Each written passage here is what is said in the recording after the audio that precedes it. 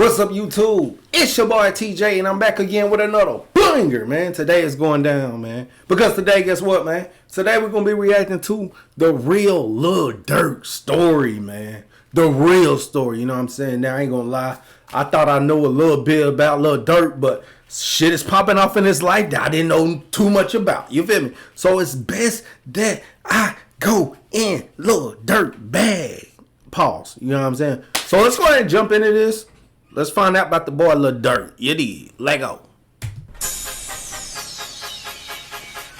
Before we get into this, and it's based on a true story, I do want to let you know this. I definitely got a blaze of CB diesel. You dig? Let's make sure we got a lighter in this bitch. But I ain't gonna have y'all stalled out. Wait. Oh yeah, guess what? I dropped this shit 2 reactions ago. Guess what? We back in this bitch. Let go.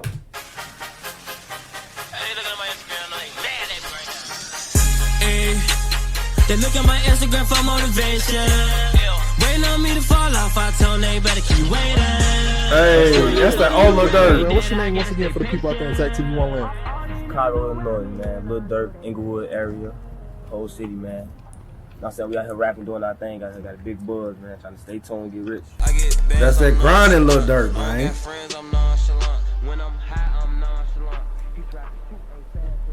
Durk Banks was born October 19, 1992. Raised in Inglewood, a neighborhood on the south side of Chicago, his father was known as Big Durk, and he was incarcerated for selling crack cocaine in the early 90s.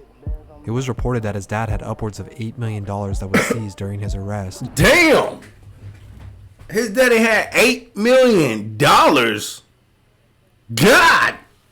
Hey, man, that Durk was balling in this motherfucker. What the fuck? Hey, man, come on, man. They seized $8 million. This nigga was getting money, though. It was reported that his dad had upwards of $8 million that was seized during his arrest. Overseas. After this, Durk took on a lot of responsibility as he was considered the man in the house. With his father gone, his mother and family struggled. $8 million L, man. Damn.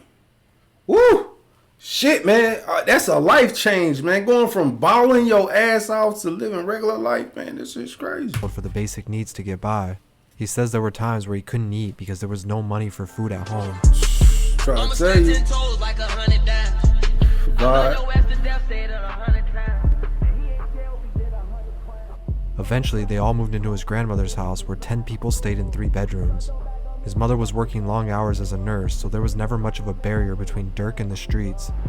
By the time he was in 5th grade, staying out till 4 or 5 in the morning became a normal thing for him. Hell no. 4 or 5 o'clock in the morning. I wish my 10-year-old would, man. Hell no. His ass need to go to bed right now, matter of fact. Shit. This nigga had to get it in, though. By the time he was in 5th grade, staying out till 4 or 5 in the morning became a normal thing for him. He came to the conclusion that the only way he could take care of his family would be to follow in his dad's footsteps. So at age 10, he hopped off the porch and hustled for money. This progressed into his teen years until he eventually joined the Black Disciples, who controlled the Inglewood neighborhood. The violence in the area was so bad it became normal to lose friends or family every few months. Although the streets occupied most of his time, he took a key interest in rapping. He created a MySpace account that was quickly gaining a small amount of followers. MySpace was that shit. Let's not cap, man. MySpace was that motherfucking blow, man. If y'all know about MySpace, some of y'all might be too young, man. MySpace, soon they go to your profile, nigga, they can hear your music. You know what I mean? Promotion like a motherfucker. Soulja Boy blew up off MySpace. For real. He created a MySpace account that was quickly gaining a small amount of followers, which encouraged him even more to release music. He and his childhood friends created their own brand called OTF, or Only the Family. Damn, he was but OTF juggling back school then? and becoming a dad at just 17 was becoming hard to manage. That's his first baby mom. So he decided to drop out altogether in order to pursue his career. He started dropping music around 2010 online under the name Lil Durk. Initially, his style was heavily influenced by Lil Wayne, and most of his songs were just remixes. But from 2010 to 2011, Durk started to find his own unique sound. At the time, there were a lot of rappers from the nearby area who were all trying to get heard. This included Chief Keef, Fredo Santana, Lil Reese, SD, Lil Durk, and more. Because they were all part of the Black Disciples and friends with each other, they formed another group called 300. Durk still had his OTF, but he was a part of the larger group 300 now. That's what I always wanted to know, man. I wanted to know because he claimed 300 too, and then I know there was OTF. But I know, I understand now based off of this. You know what I'm saying? Two different groups, same thing. Two different groups, same set. You feel me? So it is what it is. Called 300. Durk still had his OTF, but he was a part of the larger group 300 now. 300. This meant they could click up and benefit from one another as all their popularity grew. Durk released a song called I'ma Hit It in March of 2011, and he recalls it getting over 10,000 views. It was a small victory, but at the time, this reassured him that he was on the right path. My nigga say got shot trying to go and get a nut off. Damn.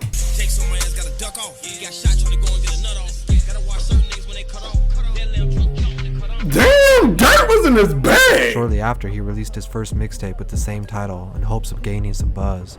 It worked, and a small momentum formed around his name, as his song started to get 5,000 to 20,000 views consistently. Unfortunately, his association in the streets was holding him back, as trouble with the law continued.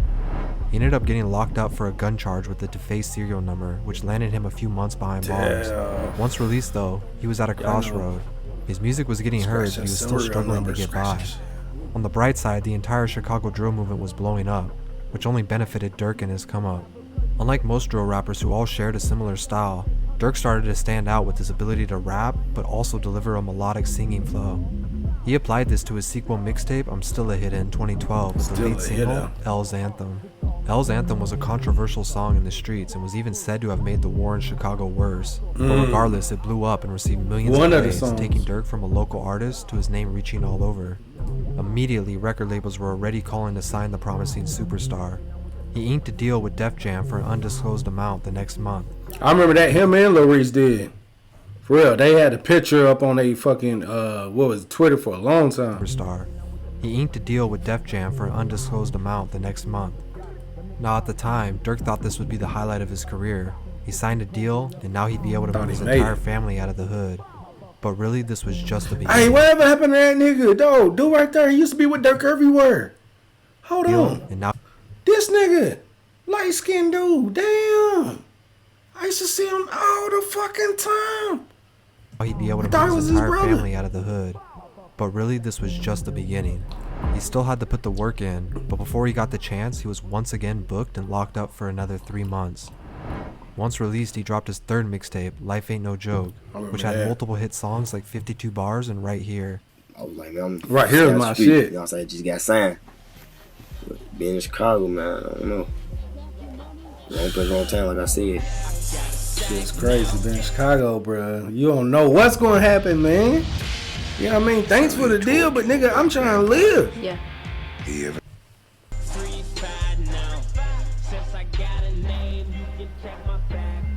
Ugh. Going into 2013, Lil Durk was riding a wave of momentum, and it seemed like nothing was gonna stop him. He dropped This Ain't What You Want, and just like he had hoped, that was that motherfucking, that was that jam. This Ain't What You Want, man. I know when he dropped that shit started changing up for the nigga. I know that. This nigga started becoming the king of motherfucking Chicago when he dropped that motherfucker. For real. That shit was some heat. to stop him. He dropped This Ain't What You Want, and just like he had hoped for, it did better than he could have imagined. Right. The song got over 40 million views alone and skyrocketed his career. Although things were looking better than ever, trouble always had a way of interrupting things. Durk was locked up again, this time with a $100,000 bail. This event would actually begin the falling out of Durk and Chief Keef. While Durk was behind bars, he reached out to Chief Keef and asked him to help him out. But unfortunately, Keef turned his back and went shopping that same day, leaving Durk hanging. Eventually, Durk was released, but from this point on, he mostly stuck in his own lane. The two did eventually resolve their issues, but it created tension between them for a while. He had huge clout now, but was still chasing that superstar status. Despite dealing with legal issues, Durk always stayed consistent, dropping mixtapes every 6 months or so. Sign to the Streets 1 and 2 were both very successful drops, and he was even then featured on the 2014 XXL Freshman list. But it's really what happens after this that made his entire career. Damn, I ain't gonna lie, Durk high as fuck. Look at this nigga eyes, bro. No cap. Freshman list. But it's really what. Look at this nigga eyes. This nigga is high. This nigga is. Fuck you asking me this for? Look at my nigga is in there. He is zoned out. Look. Happens after this that made his entire Look at career. this shit. Just hopped off the jet, not the little steps. My dog called collect. It holds on a tick. From 2015 to 2018, Durk continued his grind. His debut album, Remember My Name, was released and sold 24,000 copies its first week. These were pretty decent numbers for his first album, considering he was still trying to break completely out into the mainstream. Although he had signed a deal and was consistently a name being brought up, it seemed like his career was starting to go stagnant. Some critics stated this was as far as his talents would take him, and this would be his peak. At the time, there was some truth to this. In 2016, he dropped his second album, Lil Durk 2 Times, only selling 12,000 copies its first week. Damn. His albums and mixtapes were not selling the kind of numbers the label felt like they should have been. He had yet to make another song that had surpassed his 2013 This Ain't What You Want.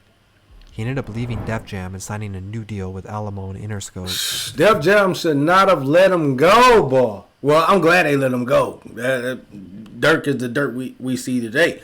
But I'm saying, damn, that was, I don't know. They should have gave him what he needed. Hey, yo, Durk, introduce this guy right here. I don't know who he is. King Von, you know what I'm saying? One of Von? the hottest in Chicago. Yes? You know what I'm saying? Going crazy. Okay. You know what I'm saying? OTF. He's OTF? For sure. In the field like a pitch, cause daddy was not in the pitch. I swam in love with the pitches, you got blessed if I missed. Von came in this Durk bitch, knew he had to shut switch it things down. up. He started to focus his energy on his own label, OTF, signing new artists and pushing that brand over his solo music. This didn't pay off right away, but he didn't give up and never strayed away from his consistency. But around 2018, things really started to pick up. He released a collab tape with the other OTF artists called Only the Family Involved. Who's that other nigga? Hold on, we got Booker, King Von, Durk. Released a collab tape with the other OTF artists Damn, I'm trying to say a nigga name. called Only the Family Involved. Hey, come in that third nigga Shining name. light on these other nigga artists that were now buzzing too was helping bring more attention to Durk and his campaign. One of these artists was King Von, who had recently beat a murder case and picked up rapping as soon as he came home. Durk took Von under his wing and even released some of his first songs on his own YouTube channel to promote him. Although other OTF members were gaining popularity too, King Von was blowing up fast after the release of his Crazy Story trilogy. Von and Durk became inseparable, and it looked like Von was the missing puzzle piece that Durk had been looking for. As OTF started to become more recognized as a label, Durk's career seemed to benefit from this in a massive way. A whole new generation of listeners were now tuning into Durk that weren't before. He started to blow the fuck up. His niggas did. Von and Durk now leading the Chicago music scene, the publicity made them household names. The two even beat an attempted murder case together. That was some motherfucking magnificent shit right there, man. See that shit done right there, man. That was one for us, if you get me. Yeah, that was one for us right there. Numbers were rising fast. Love Songs for the Streets 2 dropped shortly after and showcased his improvement. This would be his most successful tape to drop at this point. This is when he started to gain more of a mainstream recognition. By 2020, Lil Durk was getting gold and platinum plaques for almost... Damn, he grabbed that mainstream and he never let it go. He never let it fucking go. That's one thing. You can't let that shit go, man. He got the streets in mainstream, bro. That's one nigga. Him, fucking Lil Baby. You know what I'm saying? Fucking you could say Kodak Black onto some extent, you know what I mean? Kodak. Shit, there's not many who can fucking do this shit. You know? More of a mainstream recognition. By 2020, Lil Durk was getting gold and platinum plaques for almost every song he touched. Damn. His two albums that year, Just Cause Y'all Waited and The Voice, would both peak at number 2 on the Billboard and both went gold. 10 years after his first mixtape and 8 years after signing his first record deal, he was finally considered a frontrunner in the rap community. Unfortunately, King Von would also pass away that same year, and that's just one of the people close to Durk that he lost along the way.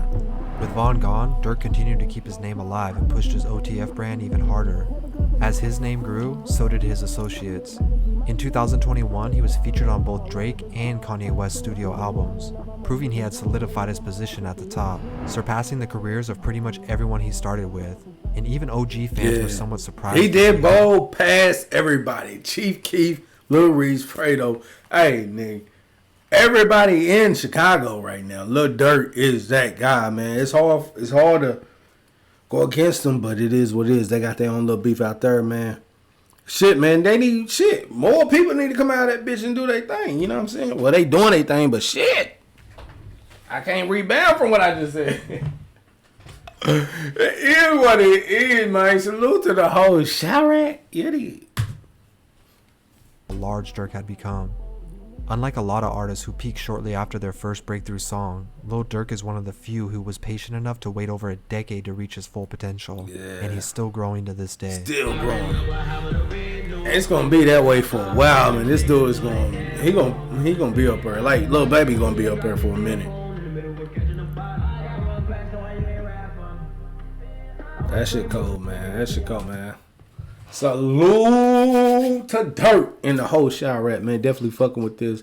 This gave me a real inside on Durk, on Lil Durk, the man, the rapper. You know what I mean?